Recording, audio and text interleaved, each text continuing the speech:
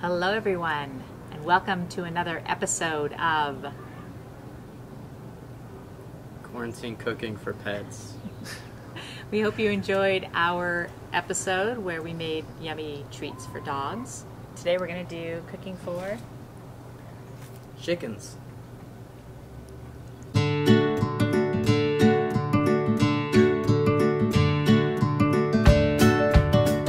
It's okay if you don't have chickens. What we're going to show you how to make today is actually really good for birds. So if you want to feed your birds and enjoy them watching out the window, you can make this as well. And the way things are going with quarantine, you might soon be running out of food, canned foods, and this might be a lovely snack as well while you're sitting in front of Netflix watching Tiger King. So, should we get going? All right. Today we're going to make flock blocks for your chickens. And these are great because you can hang them up and they swing, and it's not only nutritious and delicious for your chickens, but a lot of fun, entertaining for them as well. And in these particular flock blocks, we're going to add some particular things that our chickens love. We're also going to add some scratch. So these are really great in the winter time when you're trying to give your chickens some scratch before bed to give them a little extra for their metabolism to keep them warm during the night. So for today, you will need the following ingredients: chicken scratch, with or without corn, your preference. Layer feed. Now in this particular recipe, we're going to use pellets because that just happens to be what we have at the moment. But if you have a layer feed that looks more like this scratch, that's perfectly fine, possibly even better. Oats, sunflower seeds, whole wheat flour, wheat germ, oyster grit, or if you don't have any oyster grit, you can use crushed eggshells. And this helps hens in production. Now, if you're making this for a flock and you have roosters as well and you'd prefer to leave this ingredient out, that's totally fine. The roosters do not eat the oyster grit. Now, in this particular recipe, we're going to add some grubs because our chickens go nuts for it, and some dried blueberries. Blueberries are their absolute favorite treat. The blueberries and the grubs are not from the original recipe. We have added those. We're also going to have some molasses, cinnamon and cayenne, which is great for their immune system, some eggs for binding, and a shortening, a solid shortening at room temperature. Alright, we're also going to need half a teaspoon, 1 teaspoon, quarter cup,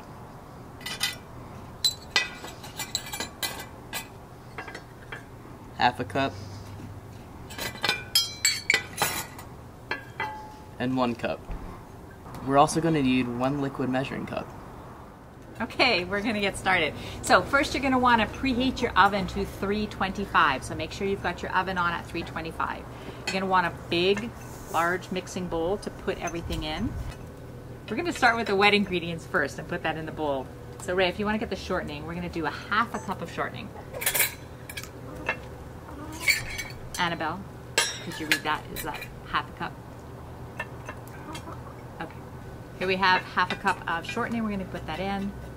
And we're going to add our molasses.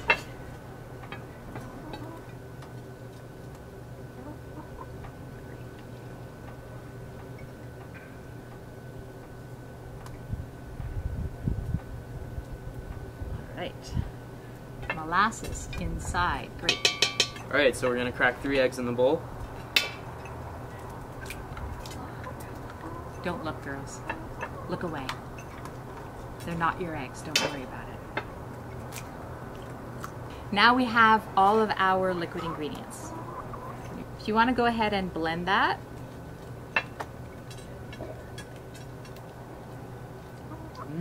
Want to taste it, Ray? No.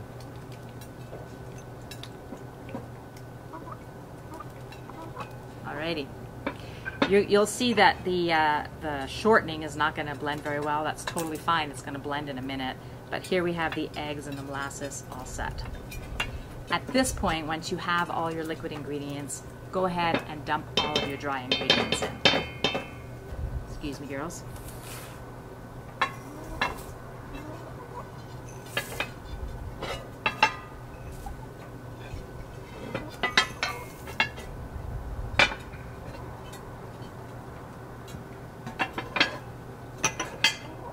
I'm sorry, Ruby. I know you're enjoying that, but I need it for cooking. Is that okay? Here, you can have some of this. Okay, and then finally we're going to add our spices. We're going to do 1 teaspoon of cinnamon and ½ teaspoon cayenne. Okay, now for the really fun part. It's getting messy. It's gonna get really messy. So honestly, the best way to do this is to use your hands. So I would suggest you take off any rings you're wearing and just dig right in. Go for it, Ray. I think you can start off. I feel like I've talked a lot through this. I feel like you haven't done as much, and I want you to have an equal opportunity. Be my guest.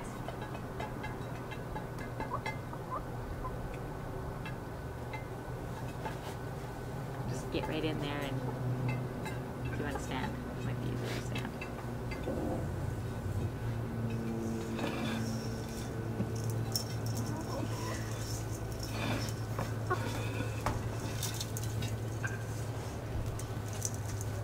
So as you mix it, you're going to see that everything's going to blend together, and it's going to make a really nice paste-like mixture, which makes it easy to press into the pans. And you want to make sure you get those lumps of shortening and mix them up. How's it feel? Not great. Not for the lighthearted or the squeamish. Let's get on and put them in the pans now. Okay, so we're going to take these. Go ahead and take a bunch and stick it in. Now you're going to put it in the pan and then press it down just like that.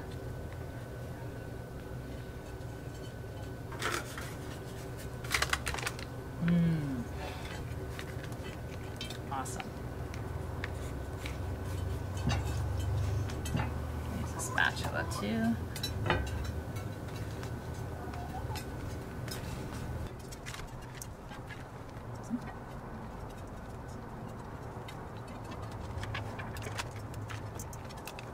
Really nutritious, full of great treats for your chickens. Now, this is not meant to replace their regular feed, so please don't leave this instead of their feed, but this makes a great treat for them when they've been well-behaved chickens and you want to reward them. Okay, so we're down to the last one in the bowl. We're going to pop these into the oven in a minute at 325, but before we do that, we would like to hang these, and in order to hang them we need a hole in them. So I'm actually going to create a small hole. I'm going to show you how. After they're cooked, we'll be able to thread some string through them and then hang them up, which will be great. Alrighty. So that recipe, just so you know, with this small container, that recipe did 6 of these, if you're wondering how many you need.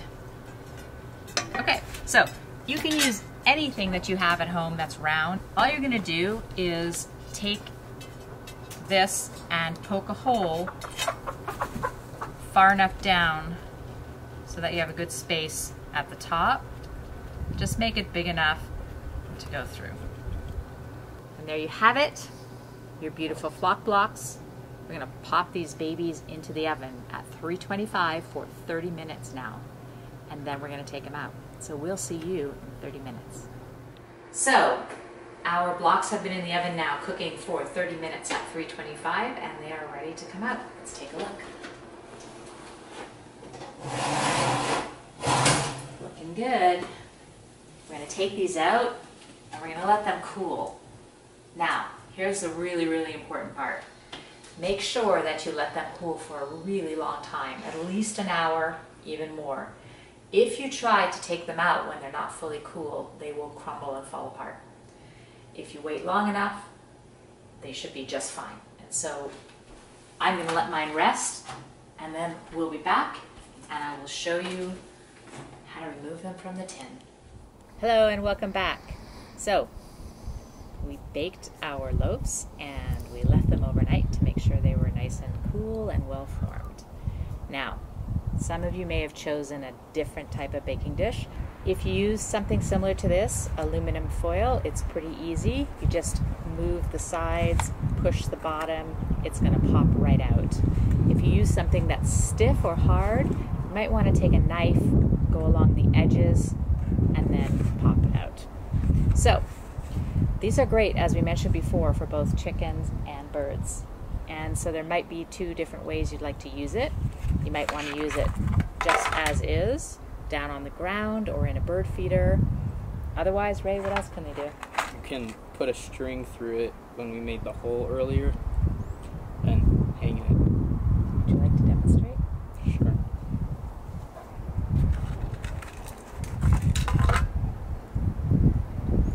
So, there's a hole.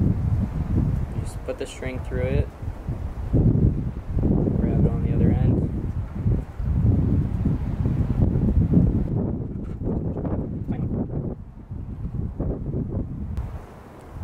And there you go.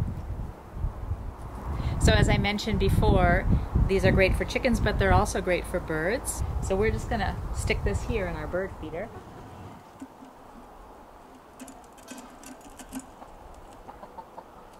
And we'll see if the birds like it. And now let's go see what our chickens think of this treat. Hey girls, come and get a treat.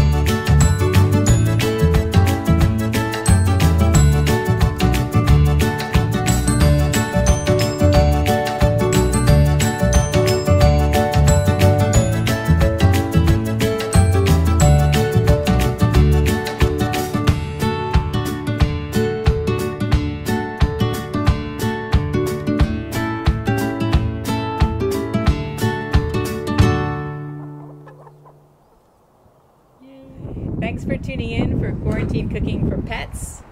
Next time, Treats for crested geckos. thanks everyone.